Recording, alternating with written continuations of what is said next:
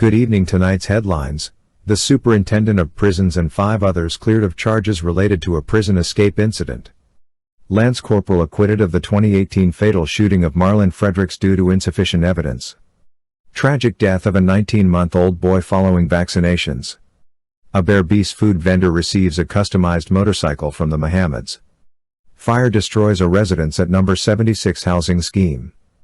$150 million worth of cannabis destroyed in a successful eradication operation in Region 10. The establishment of Guyana's first national human organ and transplant registry is underway. First Lady Arya Ali empowers single mothers with startup grants on International Women's Day. Stay tuned for more updates on these stories. Superintendent of Prisons and 5 others cleared of charges related to prison escape incident. In a significant development, a superintendent of prisons and 5 other individuals have been acquitted of charges stemming from their alleged involvement in aiding the escape of Mark Royden Williams, also known as Ismaili, from the Mazaruni prison. The decision to dismiss the matter came after a no-case submission was upheld by Magistrate Crystal Lambert at the Bartica Magistrates Court on Friday. The individuals implicated in the case included Rajmohan Otter, Frangelis Jugandri Flores Perez, Omar Witherspoon, Conroy Hassana, Oldfield Romulus, and Alexander Hopkinson. The charges against them, which pertain to conspiracy to commit a felony under Section 34 of the Criminal Law Offences Act, Chapter 801, were dismissed due to a lack of evidence. The accused, who had vehemently denied the charges, were initially remanded to prison following their arrest. However, during subsequent court proceedings, they were granted bail in the sum of $750,000 each. Legal representation for the defendants played a pivotal role in their defense, with attorney Bernard De Silva representing Alexander Hopkinson, and attorneys Patrice Henry advocating on behalf of Conroy Hassana and Omar Witherspoon. The charges against the individuals were brought forth in the aftermath of Mark Royden Williams' daring escape from the Mazaruni prison on May 19. Williams, a convicted mass murderer, orchestrated his escape with the assistance of armed individuals in a speedboat. The escort party accompanying Williams during his return from a visit was ambushed with AK-47 automatic rifles, enabling Williams and his accomplices to flee upstream along the Mazaruni River. The subsequent pursuit by prison guards and law enforcement officials culminated in Williams being fatally shot on June 1. At the time of the incident, Alexander Hopkinson held the position of Superintendent of Prisons at the Mazaruni prison, while Oldfield Romulus served as the second-in-command. The dismissal of charges against the defendants underscores the complexities surrounding the investigation into the prison escape incident and highlights the importance of due process in administering justice.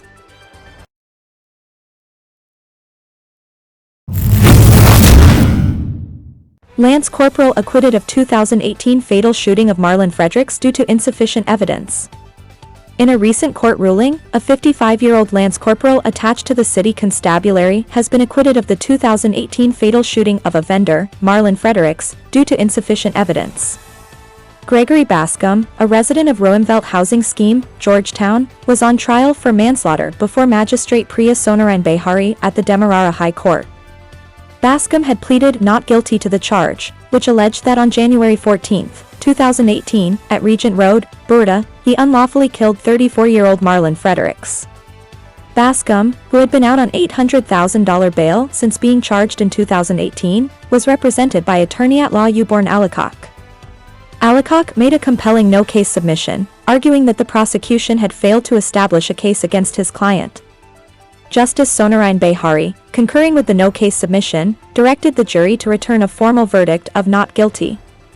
The incident in question occurred on January 13, 2018, when Frederick, a resident of Tiger Bay, Georgetown, was apprehended by officers from the city constabulary for alleged simple larceny transgressions.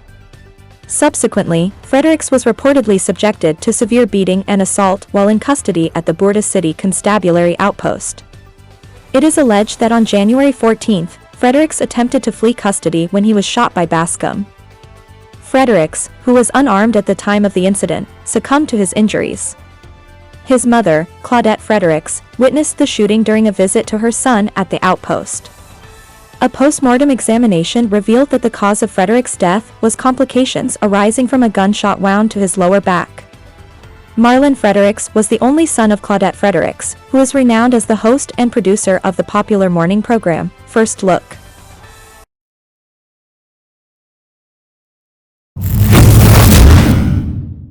Tragic death of 19-month-old boy following vaccinations.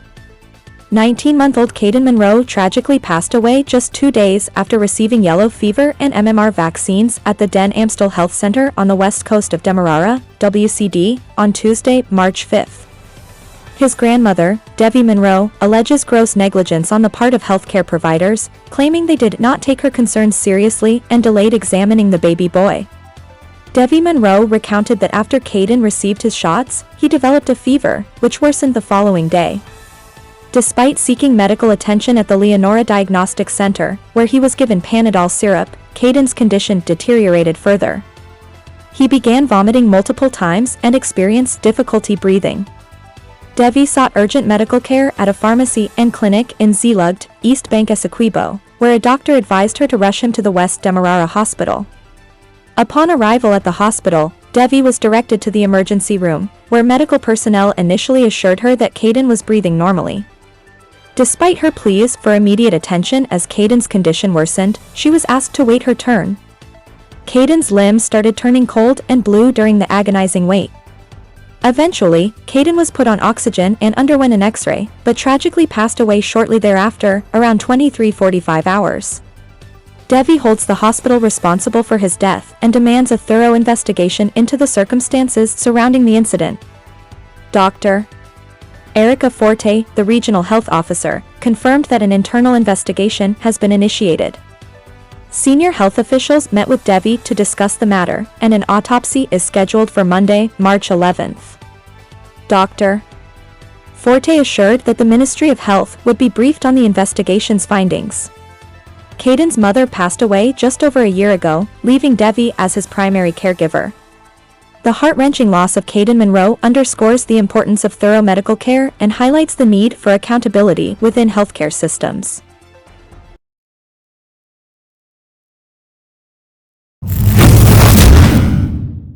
Fire destroys residents at number 76 housing scheme.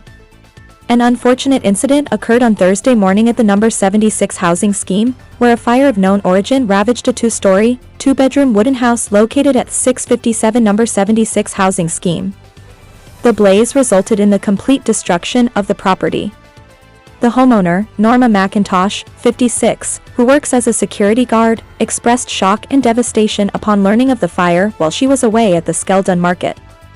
McIntosh recounted her distressing experience, stating that upon her arrival at the scene, firefighters from the Corriverton Fire Station were already present, battling the flames.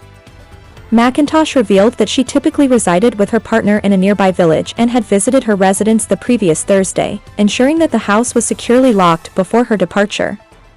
Suspecting foul play, McIntosh emphasized that the presence of a padlock on the door suggests the possibility of arson.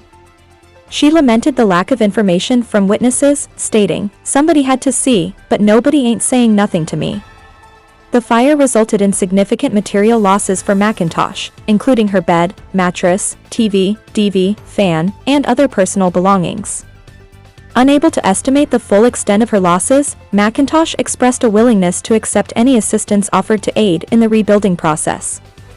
Individuals interested in providing assistance or support to Norma McIntosh in her efforts to rebuild can contact her at telephone number 691-4519.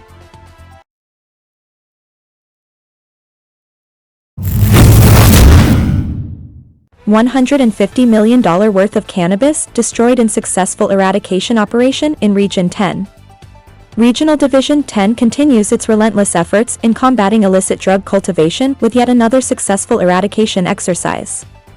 On March 7, 2024, ranks from Regional Division 10 conducted an operation at Ebony Back Dam, Berbice River, resulting in the discovery and destruction of 4 cannabis farms spanning a total of 5.5 acres, with an estimated street value of $159,932,960. During the operation, law enforcement officers uncovered the following. First farm. Size, approximately 2 acres. Plants, 6,400 plants with an average weight of 7,040 kg. Street value, $1,084,160. Second farm. Size, 2 acres. Plants, 5,000 plants. Street value, $847,000. Additional, dried cannabis totaling 72.575 kg with a street value of $65,317,500. Third farm. Size, 1 acre. Plants, 1,000 plants. Street value, $338,800. Additional, dried cannabis totaling 91.626 kg with a street value of $82,463,400. Fourth farm. Size, half an acre. Plants, 500 plants. Street value, $84,700. Additional, dried cannabis totaling 10.886 kg with a street value of $9,797,400. Law enforcement officers also discovered makeshift camps with kitchen utensils and groceries at each farm site, indicating possible habitation by cultivators. Fertilizer bags containing dried cannabis were also seized. In total, 13,900 plants and 247.291 kg of dried cannabis were destroyed during the operation. Photographs were taken as evidence, and all farms were set on fire to ensure complete eradication. The tallest plants were securely transported to the Mackenzie Police Station, where they were sealed, marked, and lodged as part of the ongoing investigation. No arrests were made during the operation. However, the eradication exercise demonstrates the unwavering commitment of law enforcement agencies in Region 10 to combating illicit drug cultivation and trafficking.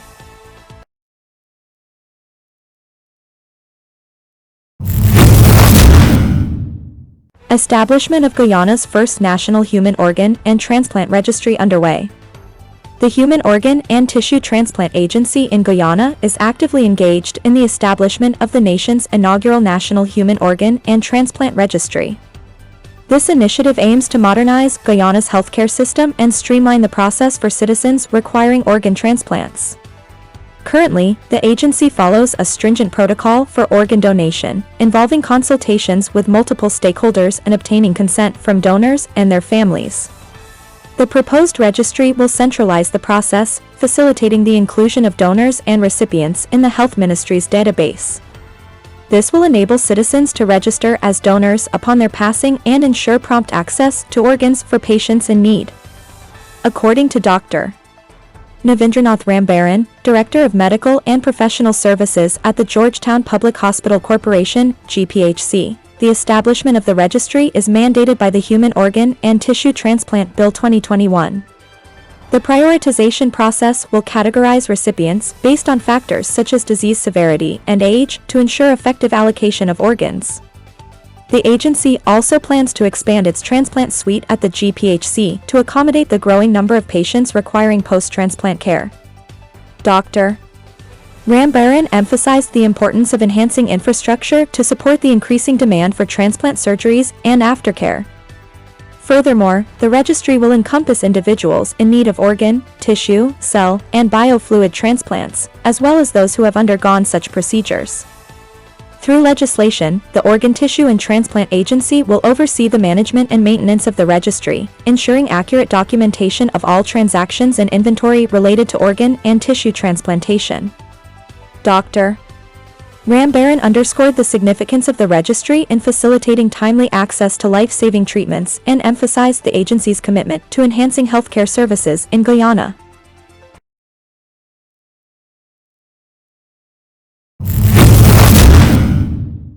First Lady Arya Ali empowers single mothers with startup grants on International Women's Day.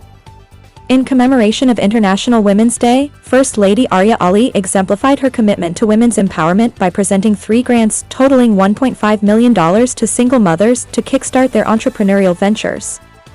The recipients of the grants are Love Veal Court, 38, from Anna Katharina, West Coast Demerara, WCD Vernalinda Morgan, 41, from Pudaroyan, West Bank Demerara, WBD, and Shinelli Gale, 34, from Linden, Region 10.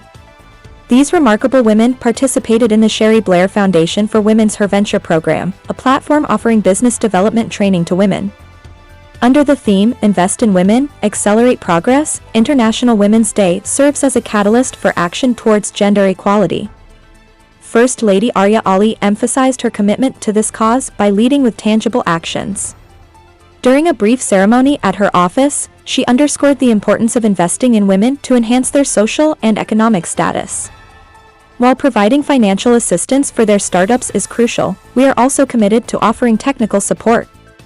Business coaches Kian Smith and Upasna Mudliar from Action Coach will provide guidance to these women, ensuring their ventures thrive, stated First Lady Ali.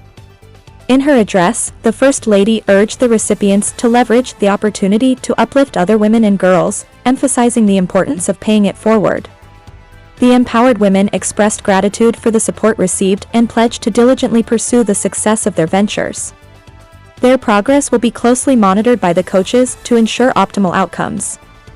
Additionally, the Office of the First Lady is facilitating fully funded scholarships for 15 vulnerable women at the Carnegie School of Home Economics.